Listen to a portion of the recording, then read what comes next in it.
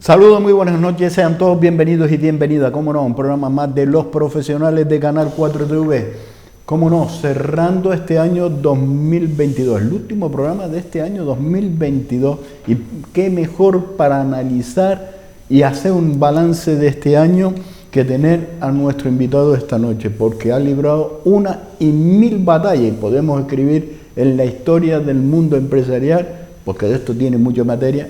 Es catedrático en empresario, así de claro, porque lo ha vivido, porque lo ha trabajado y porque se ha enfrentado en su trayectoria, en su vida, a muchos retos que ha sabido salir adelante. Nos acompaña, fíjense usted, que ha sido hasta presidente, y es actualmente presidente de honor de la Confederación de Empresarios de Las Palmas, fue expresidente. Don Sebastián Grisaleña, muy buenas noches. Muy buenas noches.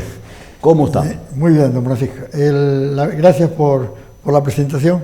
Para mí es un placer acompañarte en un día tan señalado y, como bien decía, el último programa de este año. Por lo tanto, te agradezco infinito la invitación y sabes que, como siempre, me tienes a tu entera disposición. Siempre agradecemos la amabilidad y siempre la disponibilidad que siempre ha tenido. Digo, cerramos el año, digo, qué mejor que cerrarlo con don Sebastián Grisaleña, y sobre todo para hacer un análisis y transmitir desde el sector empresarial a los ciudadanos que muchas veces no entienden lo que está sucediendo y no entienden los mensajes que nos manda de otro ámbito, porque no habla el sector empresarial, pero sí habla los políticos, las medidas que se llevan, cómo se lleva, a bombo y platillo. Pero claro, ustedes que son los empresarios que tienen que desarrollar y llevar a cabo esas medidas, dicen, pero mire, ¿y esto cómo lo manejamos?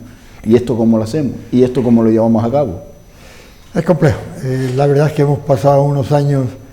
El empresario en Canarias en general, históricamente, es un empresario especial, por las dificultades que genera ser empresario en una isla, en un archipiélago, la distancia, la lejanía, todo eso dificulta históricamente. Pero luego a eso hay que añadirle pues la crisis del 2008 al 2012, que fue gravísima. Coincidió, siendo yo presidente de la Confederación Canaria de Empresarios, yo terminé salvo error el 13 o el 14, 2013 o 2014, inicié el 2007, por lo tanto me cogió de lleno aquella crisis. Y hubo muchas empresas que lo pasaron francamente mal, algunas desaparecieron, no volvieron a resurgir, y luego cuando ya estábamos parece que saliendo de aquella situación tan ingrata, pues resulta que nos aparece la dichosa pandemia.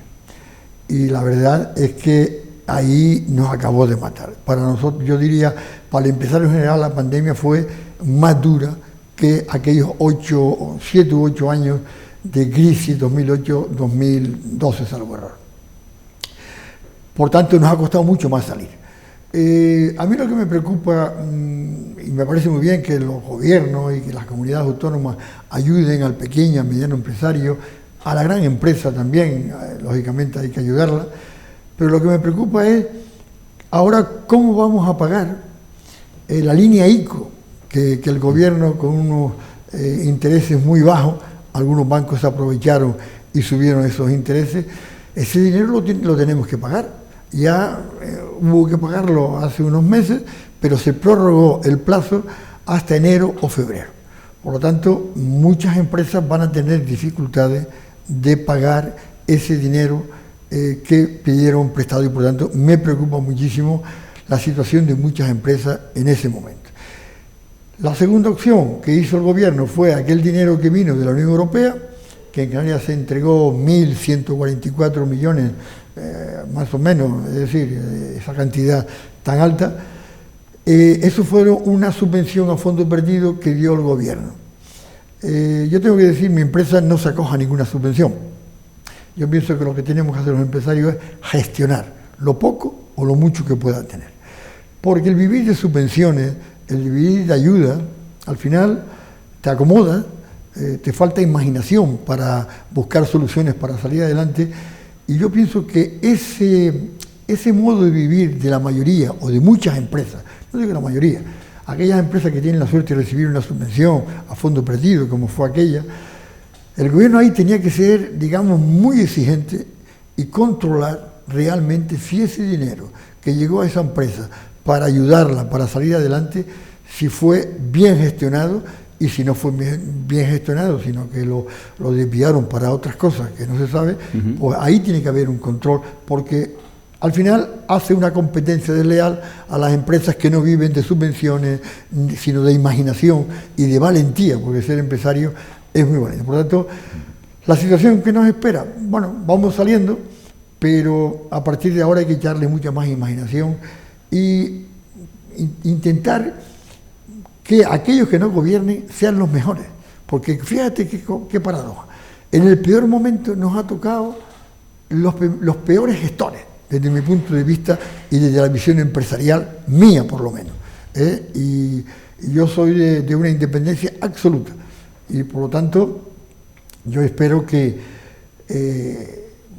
el próximo 2023 sea un año donde realmente podamos salir de esa situación, pero con buenos gestores en la administración.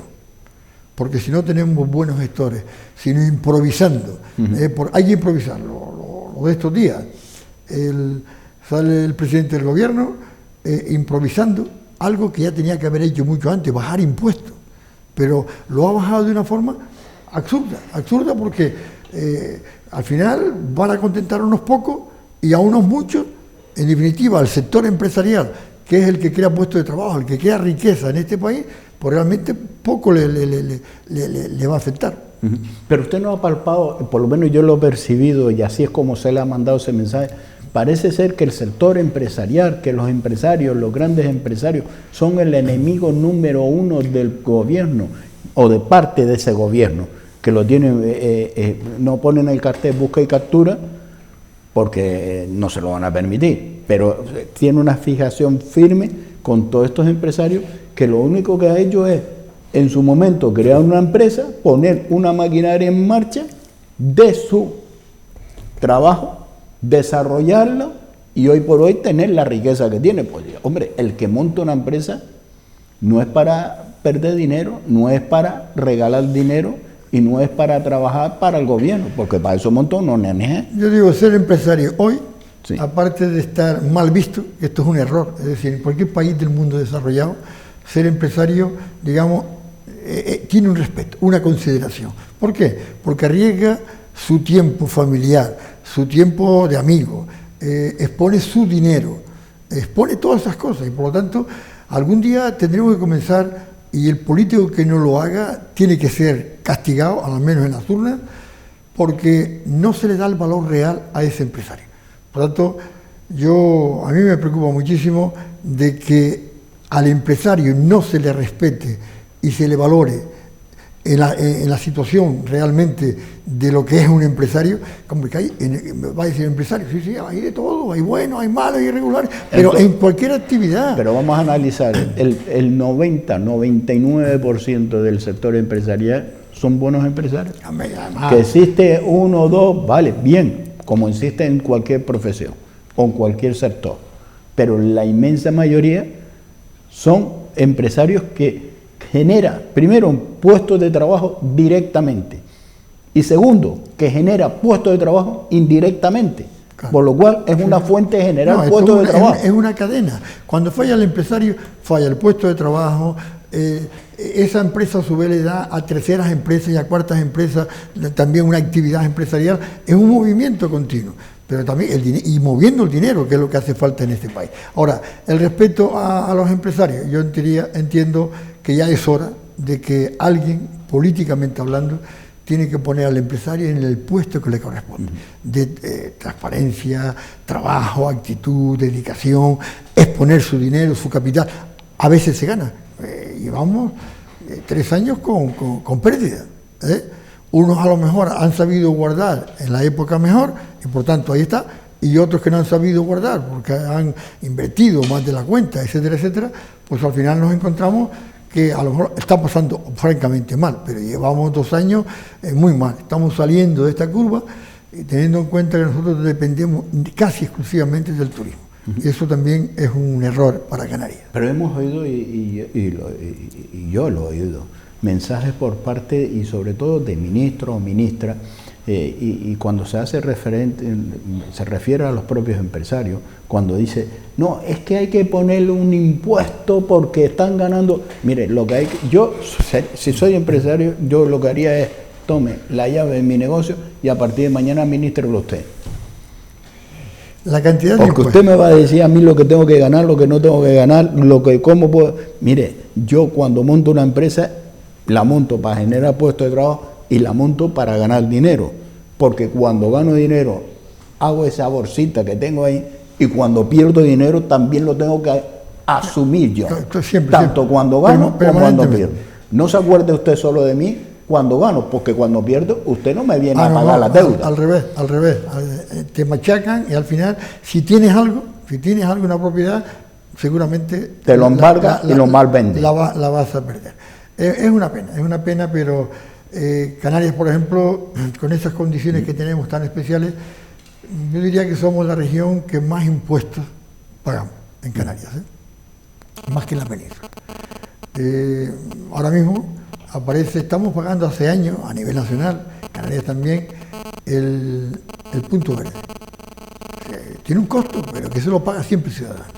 Bueno, a partir del día 1 de enero aparece el impuesto sobre el vertido de plástico no recuperable, otro nuevo impuesto. Claro, pero lo va a pagar el ciudadano. Es decir, que a mí me parece muy bien que todo el que ensucie, el que tire vertido, eso lo tiene que pagar. Pero cuidado, que siempre son los mismos. El gobierno también tiene que hacer gestiones para evitar que las empresas utilicen ese. No es más fácil a lo mejor utilizar otro producto retornable o recuperable que un plástico para desechar que hay que pagar. Pues vamos a comenzar a pagar ese nuevo impuesto que va a encarecer nuevamente la cesta de la compra. Tenemos en Canarias desde hace algunos años el impuesto del tacógrafo de los transportes. Siempre hemos dicho que la ley europea decía que aquel territorio que no tenga más, salvo error, no lo sé exactamente, pero creo 2.300 kilómetros cuadrados, pues no hacía falta el tacógrafo. Bueno, pues las Islas Baleares, Madeira, Azores y Canarias, inicialmente decíamos que no. Al final, Azores y Madeira no pagan el tacógrafo, pero Canarias y Baleares sí que lo pagan. Entonces, pero el tacógrafo tiene un costo altísimo para las empresas. Cada 2 años hay una inspección que tienes que ir a un técnico y pagar. Tienes que almacenar en tu empresa toda la información de las paradas del chofer de cada día, de cada transporte. Pues Canarias no es Europa o la península que sale un transportista de Lisboa y va hasta Varsovia. Hay que controlar las horas de trabajo para que esa empresa realmente, o la seguridad de ese chofer, que descanse, etcétera, etcétera. Pero Canarias, ¿qué desplazamiento más alto, más grande puede? A la aldea San Nicolás. Y va y viene y no pasa nada. Y además hay otro control. El control es que obligan a las empresas registrar la hora de entrada y la hora de salida. Pues chicos, y tiene otro control más ahí de un chofer que entra y que sale. Pero bueno, esto es un día sí, otro más, y llega un momento en que las empresas no van a poder soportar tanto impuesto, seguridad social, el tema del fijo discontinuo. Eso ha sido un invento de una ministra. Pero ahí en lo del tacógrafo hay un... ¿Cómo le va a quitar a usted la recaudación al gobierno de Canarias? ¿En multas? Y en este caso al Cabildo. ¿Y con multas? Con las multas, recaudación. Más de 5 millones en infracción, en sanción. Y no es porque el conductor, que lo habrá, seguro que lo habrá, ha superado las horas que ha tenido que estar trabajando. Seguro que habrá alguna sanción por ahí. Pero la inmensa mayoría de las sanciones son por errores a la hora de que no lo pusiste, manipular, que no escribiste, que te equivocaste. Son esas sanciones, la inmensa mayoría cada vez que están para, sufriendo. Tiene que corregir el tacógrafo, registrar, te puedes equivocar, el chofer, las prisas. El estrés día a día. Y luego tienes una parada de la Guardia Civil y te va, hace 20 días, 25 días, y tuviste un error y ahí lo tienes, y pasar por taquilla. Y las empresas, la verdad, no están en este momento dentro de de la exigencia y del control que tienen que tener las empresas para que nadie se desmadre, sí por lo menos tenemos que ser más comedidos. Oiga, don Sebastián, usted ha dicho bajada de impuestos. Ahora tenemos la bonificación de los carburantes, que parece ser que se va a quitar, o no se van a quitar, está el debate dentro de 2 días, pero qué curioso, ¿no? Y que a mí me llama mucho la atención que resulta de ser que siempre, históricamente, si hablamos de carburante, el diésel siempre ha sido mucho más barato que la gasolina. El diésel es el que utiliza enormemente el consumo, el sector empresarial y el sector del transporte. Y hoy por hoy, el diésel, curiosamente, es más caro que la gasolina. Sí. Oye, a mí que nadie me esté vendiendo la moto sin sillín y sin volante. La unión del gobierno con ciertos sectores de poder enorme, como los combustibles, siempre hay acuerdos internos. No olvidemos que entre más caro está el combustible, más dinero recauda el gobierno. Por lo tanto, el gobierno, con toda esta crisis que está pasando los ciudadanos en su conjunto, o los consumidores, el gobierno está, me parece que este año ha cobrado 33.000 millones de euros más de recaudación de lo que tenía establecido, precisamente por la carestía de todos los productos.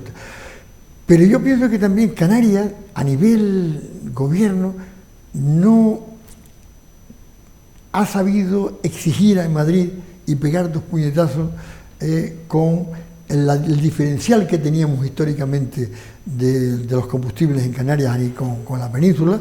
Prácticamente ya no existe, está ligeramente, pero prácticamente. Antes había un diferencial enorme, se veía de lejos. Pues yo pienso que hemos seguido mucho con Madrid en las exigencias y eso, en definitiva, siempre lo está pagando el pobre ciudadano. Y es la realidad, y eso es lo que nos está palpando el coste o el sobrecoste que tiene el transporte, y sobre todo cómo ha mermado eso, por decir, más comercial. Que aplica. Esto es una cadena que al final nos va a afectar a todos, directa e indirectamente, y crea en los puestos de trabajo también. Una empresa, cuando comienza a pagar impuestos en exceso, el IBI, el impuesto a actividades económicas, la seguridad social, las retenciones, tal impuesto, el otro, al final la empresa dice, valora y dice, bueno, yo no puedo, me gustaría poner un trabajador más o 2, pero no puedo, prefiero más sacrificarme y vender menos o hacer menos cosas, porque si no, no puedo soportarle durante 1 año o 2 años. Y el problema que está existiendo es, como te decía antes, en Canarias el paro sigue siendo alto, altísimo. Pero, don Sebastián, ¿por qué el gobierno, cuando lanza esos mensajes de la subida salarial y que hay que subirle más el sueldo a los trabajadores, por qué no se quita la gareta o tiene un mínimo de vergüenza y le dice a los ciudadanos, mire, un trabajador le cuesta a un empresario, este es el salario que nosotros le queremos poner, pero mire, esto es lo que paga también el empresario en Seguridad Social y IRPF, porque a la subida de esto, que queda muy bien, nosotros seguimos recaudando mucho más.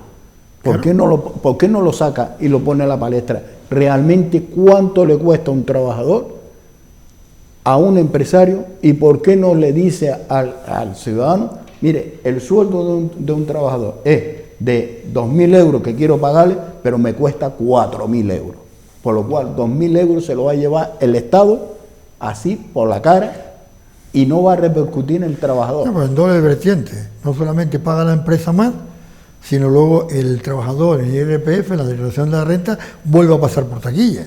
Y como recibas una ayuda, o 200 euros que están diciendo, hay que declararlo. Y por Son lo tanto, 2 pagadores. Es decir, que esto es una cadena de impuestos, uno detrás de otro, siempre beneficiando al Estado. Y el Estado, yo diría que en este momento, yo siempre digo, un político tiene que llegar a ser, digamos, presidente de la comunidad, o consejero, o tener cargos de responsabilidad, para defender los intereses de los ciudadanos. No es solamente ir con la vocación de servicio, tiene que estar allí. Pero no, va con la vocación, bueno, un trabajo, pues fíjate, un trabajo en la política, y eso no es bueno. No es bueno porque es un trabajo para 4 años que no se preocupa en dar continuidad en un servicio a los ciudadanos. Yo diría que siempre un político tiene que venir a servir y no a servirse. Y infelizmente en los últimos años, no sé si es porque hemos tenido una mala época de políticos bien formados, como históricamente hemos tenido, pero últimamente estamos teniendo unos políticos que vienen a servirse más que a servir en los últimos años, infelizmente, por la formación, por su forma, por la falta de trabajo, muchos de ellos también, porque si no, irían al paro. Pero bueno, esto es un tema que hay que verlo y además es preocupante. En materia de empleo, ¿la reforma de la ley laboral ha creado empleo? ¿O ha pasado una estadística de unos contratos de fijo discontinuo a ser fijo y decir, mira todos los empleos que hemos creado cuando es el mismo contrato, en diferentes modalidades, pero ahora pasa a esta modalidad y yo lo vendo que hemos creado un montón de puestos de trabajo? Mi forma de pensar ha sido para disfrazar realmente el paro real. Los fijos discontinuos ha sido un invento, es decir, los sindicatos pueden decir misa, la ministra, que la estamos oyendo todos los días, que ayer o antes de ayer no supo ni responder, una pregunta que le hizo un periodista directa además, no supo responder, y por lo tanto el paro que tenemos en España y en Canarias es ese 20% de media, es decir, llevamos 20 años, 25 años así. Hay que buscar una solución, pero una solución seria, y no la buscamos. Yo diría que en este momento, tal y como está la situación, hay que darle un bandazo los gobiernos tienen que pensar más en una continuidad de servicio que en una continuidad de salir del paso inventando cosas. Ayer o antes de ayer oímos al presidente a decir que en la península baja, que bueno, pero que tenía que haber sido mucho antes bajar el costo o el IVA de muchos productos de consumo. Tenía que haber habido mucho más productos y tenía que haberlo hecho hace ya muchísimos meses antes. Pero bueno, lo ha hecho ahora. En Canarias no va a repercutir la bajada de los precios de los productos de consumo, no nos va a afectar, al revés. Vamos a pagarlo más caro que lo que teníamos en la península. Es que tenemos la cesta de la compra más cara. Yo, por ejemplo, les pongo un ejemplo. Baja el IVA nacional del 4% de los yogures, de la cebolla, de los huevos, del 4 al 0%, o de las pastas del 10 al 5%. Vale, perfecto, pero en Canarias estos productos, el huevo, los yogures, la cebolla, las pastas, los tres primeros, yogur, azúcar y cebolla, no paga IGI en Canarias, es cero. De verdad, pero sin embargo, estos productos pagan el 15% de ayer. Por tanto, si antes teníamos 11 puntos entre un yogur en la península de diferencia con Canarias, más caro en Canarias, ahora tenemos 15 puntos más caro, más el transporte. Por tanto, ahí también el gobierno de Canarias tenía que mojarse un poquito, basándose en que está cobrando vía ese impuesto llamado AYEN, que paga el consumidor.